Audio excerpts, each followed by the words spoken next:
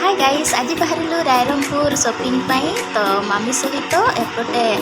NH अच्छी तो ये आम चढ़ू घर सामना रे तो मामी बाहर एपटे पिटी आमर पैसा गणिबार लगी पड़ी बाजार अनुगुड़ बाजार ले चला सॉरी ये रायरंगपुर बाजार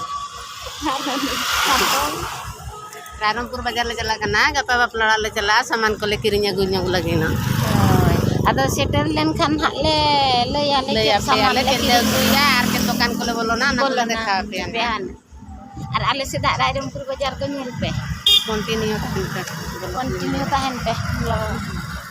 तो गाइस आमे जाऊ छु ऑटो आसिलाणी वर्तमान गाड़ी पहुँची जाइए मामी मैंने आग चढ़े तापर मुझे चढ़ी तापर पहुँची जाइए रायरंगपुर को देखु आम कौन सामान किणु देखु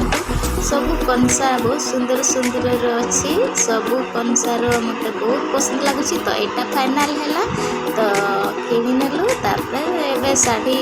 बचा बची लगे मामी तो यहीटा बाछि नेलु तो शॉपिंग आमर हो जाइए तो सीधा आम घर को पलैबू देखु ये सब आमर किणाकिणी है बहुत सुंदर लगुच ना बाहाघरिया किणा है।